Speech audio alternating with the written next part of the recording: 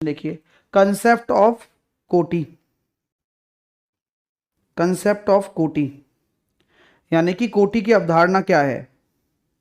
चलिए कोटि की अवधारणा समझते हैं कि गुणा में घातें जुड़ती हैं और भाग में घटती हैं। जैसे कि अगर मैं बात करना चाहूँ a की पावर m इंटू ए की पावर n है, तो वो गुणा करेंगे तो घातें जुड़ जाएंगी, और a की पावर m अपॉन a की पावर n है तो भाग करेंगे तो घातें घट जाएंगी।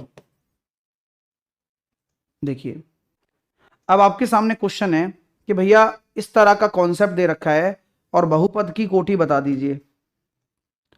What is the degree, find the degree of a polynomial. इस तरह का अगर क्वेश्चन आ जाए, अब कौन कहता है ये टीआरई में नहीं आएगा? वो बेवकूफ है जो कहता है। हाँ, अरे तो यार क्या बात कर रहे हो आप, मतलब चीजें हम वो सिखा रहे हैं जो कोई नहीं सिखाएगा आपको, ये लिटरली बोल रहा हूं। कौन कराएगा आपको लगातार प्रैक्टिस? सब टीचर अपना काम करने आते हैं, भाई ठीक है हम ये कर रहे हैं, हो गया काम, हम रेगुलर हैं, हमें अपना काम पता है, हम ऐसी प्रैक्टिस करवा रहे हैं जो कोई नहीं करवाएगा। ये अभी भी बोल रहा हूं और आगे भी बोलूंगा। और इस प्रैक्टिस के पैसे भी लिए जा सकते हैं, लेकिन वो भी नहीं ले रहे हैं। जिस चीज के ले रहे हैं उस चीज की क्वालिटी भी दे रहे हैं, और उससे दुगना तिगना पैसे में दे रहे हैं, है ना? समझ रहे मेरी बात? मतलब जिस चीज की जो प्राइस है, जो तिगनी चौगनी हो सकती है, उसको 1/3 में ही दे रहे हैं। तो आप ये समझिए, आप चीजिए। हाँ, एक बच्चा कह रहा है इतना लो लेवल नहीं पूछता। भाई नहीं पता, तेरे को पता ही नहीं है भाई मेरे। अब क्वेश्चन पे आ जा, चल आ जा, ठीक है, आ जा। आंसर देके बता पहले फटाफट। वो आंसर खत्म? आंसर नहीं देगा, बोलेगा जरूर, आंसर थोड़ी देगा। समझ के करना है भाई मेरे, समझ समझ के करना है। तो आप ये देखिए सर, आपके जो न्यूमरेटर है, न्यूमरेटर की जो डिग्री आ रही है, या कह सकते हैं कोटि आ रही है, वो 3 आ रही है, और डिनोमिनेटर की, दोनों वेरिएबल का मल्टीप्लीकेशन होता है तो डिनोमिनेटर की 2 आ रही है। तो बहुपद की पूरे की कितनी है? 3 - 2, क्योंकि भाग में आपकी कोटि जो है वो घटती है, भाग में जो आपकी कोटि है वो घट जाएगी।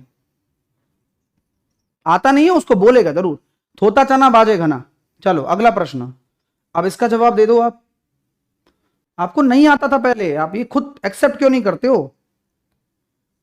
कि अब यहां मैं देख रहा हूं कि ऊपर की तरफ देखूं तो 3 और एक 4 और एक 5, तो यहां पर जो बहुपद की कोटि है, जितने भी वेरिएबल अगर मल्टीप्लीकेशन में, तो मैक्सिमम पावर 5 हो गई, और यहां पर 2 ही रहेगी। तो आपकी जो बहुपद की कोटि आ गई वो 3 आ गई, क्योंकि भाग में आपकी जो कोटि है वो घटती है। अब ऐसी चीजें हैं, आप सीख रहे हैं, नहीं सिखाएगा तो कोई नहीं सिखाएगा कोई, अब तुम उसके माथे पे थोड़ी नाचोगे। लेकिन हम सिखा रहे हैं, हम बेवकूफ थोड़ी ना है, हमें पता है कि क्या आने वाला है, और क्या। लेकिन तुम मानते ही नहीं हो। मानेंगे तब जब आप एग्जाम में आओगे, जब। अब यहां क्या हो रहा है देखो, 3 2 5, 3 2 5, ये ऊपर 5 और नीचे आ रहा है देखो आपका 3, तो घटेगी। तो ओवरऑल जो बहुपद की कोटि आ रही है वो 2 आ जाएगी, फिर इस पूरे बहुपद की जो कोटि आ जाएगी वो 2 आ जाएगी। ठीक है, समझ में आ रही है? सीखने को मिला ना। अगर ये क्वेश्चन आ जाए पेपर में तो नहीं कर पाते ना आप, अब कर पा रहे हो ना, बस इसी को लर्निंग कहते हैं। कहाँ लिखी हुई है ये चीजें? एनसीईआरटी में लिखी हुई हैं, वहीं से ली गई हैं, खत्म बात, फिनिश। यही तो है ना। अब आप नहीं पढ़ने जा पा रहे, आप कहाँ पढ़ने जाओगे? लेकिन मैं तो पढ़ ही रहा हूं ना अभी भी। किस लिए पढ़ रहा हूं? आप लोगों के लिए, कि भाई चीजें ये देनी है मेरे को, पेपर में आएंगी। तो ये मेहनत मैं कर रहा हूं, आप लोग नहीं कर रहे हो। और आप जब मेरी मेहनत को अगर चैलेंज करते हो तो मेरे को गुस्सा आता है, क्योंकि आपको कोई और टीचर ये नहीं बताएगा। क्योंकि और टीचरों को अगर कोई कंटेंट वाला निकाल कर देगा तो ही बताएगा उसको। लेकिन हम खुद बैठे रहते हैं, हम 10वीं क्लास की किताब यहां बगल में रखते हैं, बेवकूफ है हम हैं। ये 9वीं और 10वीं क्लास को हम डेली देखते हैं, हम डेली क्यों देखते हैं? क्योंकि हमें पता है कि बेस यही है, अगर देना है तो देना है, इसमें से देगा। तो बिल्कुल ना बोलें आप, क्योंकि हम अपना काम कर रहे हैं ना, अच्छा काम कर रहे हैं, बुरा काम नहीं कर रहे हैं, ध्यान रखना। चलिए, अब ये होमवर्क ले लीजिए आप अपना। ये होमवर्क के क्वेश्चन है जिनको आप अपने कमेंट सेक्शन में आंसर दोगे। पहला क्वेश्चन, दूसरा क्वेश्चन, तीसरा क्वेश्चन।